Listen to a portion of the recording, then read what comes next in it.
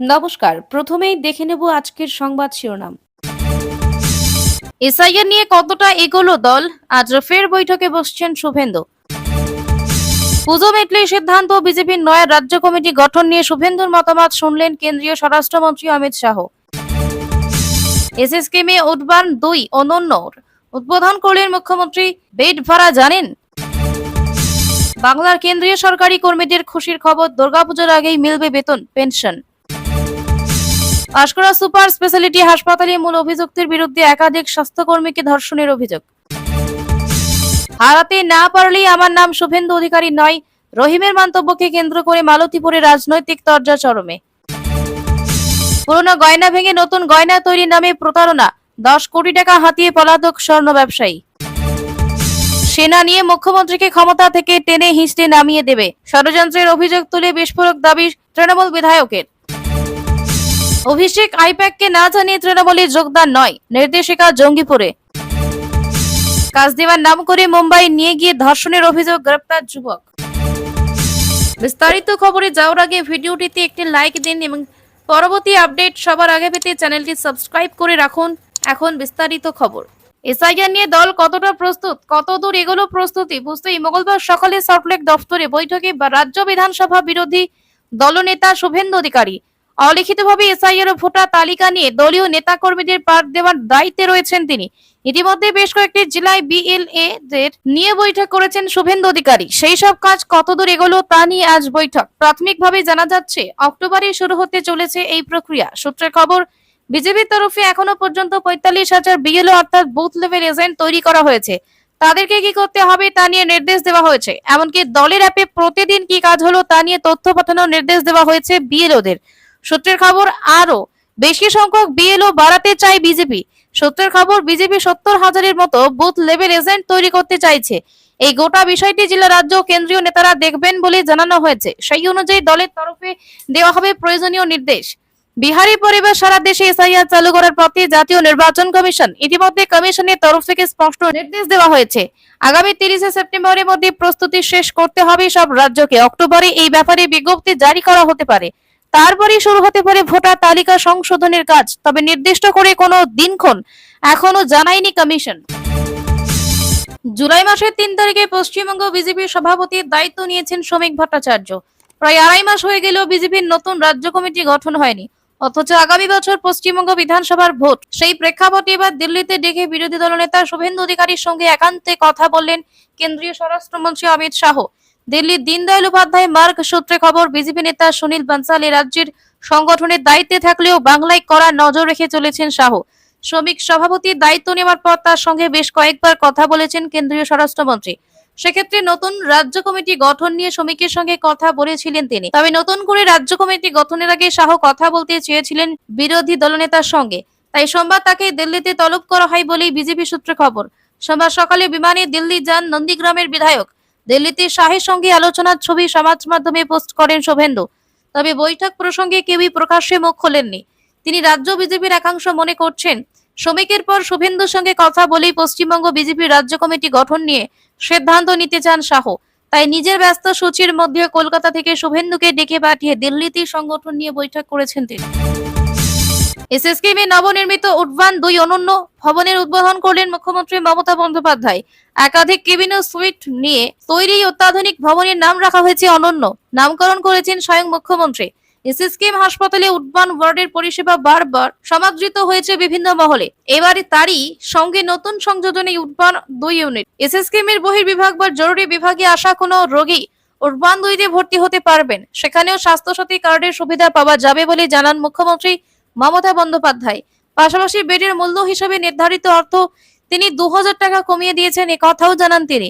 মুখ্যমন্ত্রী মমতা বন্দ্যোপাধ্যায় 2,000 টাকা কমানোর পরে শেষ পর্যন্ত কত টাকা মূল্য ধার্য করা হয়েছে এই কথা এদিন জানিয়েছেন তিনি। Single cabin 5,000, single sweet 8,000, HDU life savings facility সহ 12,000, আইটিইউ ফ্যাসিলিটি সমেত 15,000 টাকা। মুখ্যমন্ত্রী মমতা বন্দ্যোপাধ্যায় জানান, 6 মাস পরে এই মূল্য ফের একবার রিভিউ করে দেখা হবে। উল্লেখ্য, অনন্যতে থাকছে 131টি বেডের সুবিধা। এর মধ্যে 102টি কেবিন, 8টি সুইট রয়েছে। এছাড়া এইচডিইউতে 6টি বেড ও আইটিইউতে 15টি বেড রয়েছে। এই প্রকল্পে ব্যয় হয়েছে 66.23 63 কোটি টাকা। এদিকে একটি আন্তর্জাতিক স্বীকৃতি পেয়েছে এসএসকেএম। এই সুখবর জানার পরে মুখ্যমন্ত্রী অনন্য ভবনের উদ্বোধনীর মঞ্চ থেকে হাসপাতাল কর্তৃপক্ষকে 10 লক্ষ টাকা উপহার দেওয়ার কথা ঘোষণা করেন। স্বাস্থ্য দপ্তরের পক্ষ থেকে অর্থ দেওয়া হবে। ব্রিক্স নেটওয়ার্ক ভারত থেকে যে 20টি সংস্থাকে বেছে নেওয়া হয়েছে, সেখানে স্বাস্থ্যক্ষেত্রে ভারতের 2টি প্রতিষ্ঠান জায়গা করে নিয়েছে।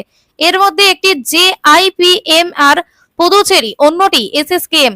এই স্বীকৃতি এসএসকেএম এর মুকুটি নয়া পালক যোগ করলো, দাবি ওয়াকিবহল মহলের। কেন্দ্রীয় সরকারি কর্মচারীদের তুলনায় পশ্চিমবঙ্গ সরকারের বিভিন্ন দপ্তরের কর্মীরা ডিএ অনেকটাই কম পান, তা নিয়ে ক্ষোভ রয়েছে। এই আবহে আরো এক বড় সিদ্ধান্ত নিল কেন্দ্রীয় সরকার। পশ্চিমবঙ্গের সমস্ত কেন্দ্রীয় সরকারি কর্মচারীরা চলতি মাসের বেতন পেয়ে যাবেন দুর্গাপুজোর আগেই। এমনকি পেনশনের ক্ষেত্রেও একই নিয়ম প্রযোজ্য হবে। সরকারি নির্দেশিকা জারি হতে স্বাভাবিকভাবেই সকলের মধ্যে খুশির হাওয়া। টেলিকমিউনিকেশন সহ বাংলায় সমস্ত কেন্দ্রীয় সরকারি দপ্তরি কর্মকর্তারা বেতন পেয়ে যাবেন 26 সেপ্টেম্বরের মধ্যে। কেন্দ্রীয় সরকারের নিয়ন্ত্রণাধীন শিল্প সংস্থাগুলির কর্মীদের বেতন বা মজুরি ওই দিনের মধ্যে প্রদান করা হবে। যারা পেনশন পান তাদের চলতি মাসের পেনশনও 26 সেপ্টেম্বরের মধ্যে মিটিয়ে দেওয়ার সিদ্ধান্ত নেওয়া হয়েছে। এই সিদ্ধান্তকে স্বাগত জানিয়ে কেন্দ্রীয় শিক্ষা প্রতিমন্ত্রী ডক্টর সুকান্ত মজুমদার এক স্যান্ডেলে লিখেছেন, এই রাজ্যের কর্মচারীরা দুর্গাপুজোর প্রাকালে পশ্চিমবঙ্গের কেন্দ্রীয় সরকারি কর্মচারীদের সেপ্টেম্বর মাসের বেতন 26 সেপ্টেম্বর 2025 শুক্রবারই প্রদানের যে গুরুত্বপূর্ণ সিদ্ধান্ত সরকার গ্রহণ করেছে, তার জন্য ভারতবর্ষের যশস্বী প্রধানমন্ত্রী সম্মানীয় শ্রী নরেন্দ্র মোদীজিকে আমার আন্তরিক কৃতজ্ঞতা ও ধন্যবাদ জানাই। পাঁশকুড়া সুপার স্পেশালিটি হাসপাতালে স্বাস্থ্যকর্মীকে ধর্ষণের অভিযোগের ঘটনায় মূল অভিযুক্ত শেখ জাহির আব্বাসকে সোমবারই পুলিশ গ্রেফতার করেছিল। সেই ঘটনার 24 ঘন্টা কাটতে না কাটতে ফের শেখ জাহির আব্বাসের বিরুদ্ধে বড়সড় অভিযোগ উঠল। অভিযোগ, তিনি একাধিক চুক্তিভিত্তিক অস্থায়ী স্বাস্থ্যকর্মীকে ধর্ষণ করেছেন। চুক্তিভিত্তিক এক অস্থায়ী স্বাস্থ্যকর্মী জানান, কাজ হারানোর ভয় দেখিয়ে অভিযুক্ত শেখ জাহির আব্বাস তাকে ধর্ষণ করতেন। তিনি যাতে বাইরে সে কথা না জানান তার জন্য তাকে হুমকি দেওয়া হতো বলে অভিযোগ। হাসপাতাল সুপার কৌশিক দল বলেছেন, অভিযুক্ত ব্যক্তি হাসপাতালে বেশ দাপুট ছিল। আমরা বিষয়গুলি ঊর্ধ্বতন কর্তৃপক্ষকে জানিয়েছি। ভবিষ্যতে যাতে এই ধরনের ঘটনা না ঘটে সেই দিকে নজর রাখা হবে। হাসপাতালে দাদাগিরি বন্ধের দাবিতে মঙ্গলবার বিক্ষোভ দেখান সেখানকার অস্থায়ী কর্মীরা। যদিও পরে পুলিশের হস্তক্ষেপে সেই বিক্ষোভ উঠে যায়। এদিন মূল অভিযুক্ত শেখ জাহির আব্বাসকে তমলুক কোর্টে নিয়ে যাওয়ার সময় তিনি দাবি করেন তাকে চক্রান্ত করে ফাঁসানো হচ্ছে। ধৃত শেখ জাহির আব্বাস একটি ঠিকাদার সংস্থার ফ্যাসিলিটি ম্যানেজার। অভিযোগ, তিনি পাঁশকুড়া সুপার স্পেশালিটি হাসপাতালে এক স্বাস্থ্যকর্মীকে ধর্ষণ করেছেন। ওষুধ দেওয়ার নাম করে ডেকে নিয়ে গিয়ে একটি রুমে ওই অস্থায়ী কর্মীকে নির্যাতন করা হয়। এরপরে নির্যাতিত তরুণী পাঁশকুড়া থানায় লিখিত অভিযোগ দায়ের করেন। সেই অভিযোগের ভিত্তিতে পুলিশ অভিযুক্তকে গ্রেফতার করে। মালদার মালতীপুরের তৃণমূল বিধায়ক তথা জেলা সভাপতি আব্দুর রহিম বক্সিকে সরাসরি হুঁশিয়ারি দিলেন বিরোধী দলনেতা শুভেন্দু অধিকারী। বিজেপিকে সেনা ব্যবহার করে মুখ্যমন্ত্রীকে অপসারণের অভিযোগ তুলেছিলেন রহিম বক্সি। সেই মন্তব্যের পাল্টা জবাব দিতে গিয়ে কড়া ভাষার মন্তব্য করলেন নন্দীগ্রামের বিজেপি বিধায়ক শুভেন্দু অধিকারী। সোমবার রতুয়ায় ভিন রাজ্যে বাঙালি হেনস্থার প্রতিবাদে আয়োজিত সভায় আব্দুর রহিম বক্সি বলেন, এরা ভাবছে রাষ্ট্রপতি শাসনের মধ্য দিয়ে বিএসএফ সিআইএসএফ কে দিয়ে মুখ্যমন্ত্রী মমতা বন্দ্যোপাধ্যায়কে শাসন ব্যবস্থা থেকে টেনে হিঁচড়ে সরিয়ে দেবে আর নবান্নের দখল নিয়ে নেবে ওরা। এই বক্তব্য ঘিরে শুরু হয় রাজনৈতিক তর্কাতর্কি। শুভেন্দু অধিকারী বলেন, আমি যখন মালদায় তৃণমূলের অবজারভার ছিলাম, আমার গাড়ির দরজাকে খুলবে কম্পিটিশন হতো, তাতে রহিম থাকতো আগে। আরএসপির মাল ছিল, বামপন্থী করতো, অনেক চাকরি বাকরি বেঁচেছে সেই সময়, এখনো ছেলেকে দিয়ে করছে। কটাক্ষের সুরে তৃণমূল বিধায়কের পূর্ণ ভূমিকা তুলে ধরেন তিনি। এখানে থেমে থাকেননি বিরোধী দল নেতা শুভেন্দু অধিকারী। তিনি আব্দুর রহিম বক্সিকে উদ্দেশ্য করে স্পষ্ট হুঁশিয়ারি দেন যে, আমি ওকে বলে দিলাম ও যে ভাষায় কথা বলছে বিজেপি আসার পর কয়েক ঘন্টার মধ্যেও জেলে যাবে। মালতীপুরে 80% মুসলিম ভোটার, আমি যোগ বিয়োগ জানি, সাগরদিঘির অঙ্কটা আমার জানা ছিল। মালতীপুরে ওকে যদি আমি হারাতে না পারি, আমার নাম শুভেন্দু অধিকারী নয়। আব্দুর রহিম বক্সির মন্তব্যের পর বিজেপির পক্ষ থেকে পাল্টা কড়া সরে উঠে এলো শুভেন্দু অধিকারীর হুঁশিয়ারি। মালদা রাজনীতির অঙ্ক আরো জটিল হয়ে উঠেছে। সামনে পঞ্চায়েত লোকসভা ভোটের প্রেক্ষাপটেই মন্তব্য কতটা প্রভাব ফেলবে তা এখন রাজনৈতিক মহলে নজরে। পুরনো সোনার গয়না ভেঙে নতুন গয়না তৈরি করতে তার দোকানে আসতেন গ্রাহকেরা। তাদের কাছ থেকে পুরনো সোনার গয়না নিতেন তিনি, তারপর নতুন গয়না তৈরির জন্য সময় নিতেন কিছুটা। কিন্তু দিনের পর দিন কেটে গেলেও গ্রাহকরা নতুন গয়না পাননি। ওই স্বর্ণ ব্যবসায়ীর কাছে গেলেই বলতেন আর কয়েকদিন পরই নতুন গয়না দেবেন। শেষে পরিবার নিয়ে গা ঢাকা দিয়েছেন ওই স্বর্ণ ব্যবসায়ী। তার বিরুদ্ধে থানায় অভিযোগ দায়ের হয়েছে। অবশেষে আদালতের নির্দেশে ওই স্বর্ণ ব্যবসায়ীর দোকানটি সিল করলো প্রশাসন। ঘটনাটি পশ্চিম মেদিনীপুরের বেলদার। পুলিশ জানিয়েছে, পলাতক ওই স্বর্ণ ব্যবসায়ীর নাম কৌশিক কর্মকার। গ্রাহকদের প্রায় 10 কোটি টাকা মূল্যের সোনার গয়না হাতিয়ে পালানোর অভিযোগ উঠেছে তার বিরুদ্ধে। পশ্চিম মেদিনীপুরে বেলদা এলাকায় তার বাড়ি। ওই ব্যবসায়ী ও তার পরিবারের বিরুদ্ধে দুটি থানায় অভিযোগ দায়ের হয়েছে, একটি কোলাঘাট থানায় ও অন্যটি বাঁকুড়া থানায়। গত 15 দিন ধরে নিখোঁজ বেলদার ওই স্বর্ণ ব্যবসায়ী পরিবার সহ তিনি পলাতক।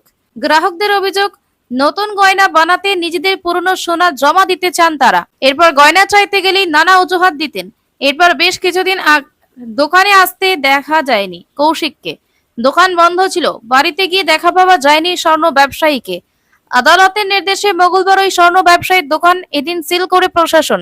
সেখানে উপস্থিত ছিলেন বিডিও কৌশিক প্রামাণিক। পুলিশ জানিয়েছে, ওই স্বর্ণ ব্যবসায়ীর খোঁজ চলছে। প্রতারিতদের বক্তব্য, দ্রুত অভিযুক্তকে গ্রেফতার করে তাদের গয়না উদ্ধারের ব্যবস্থা করুক পুলিশ।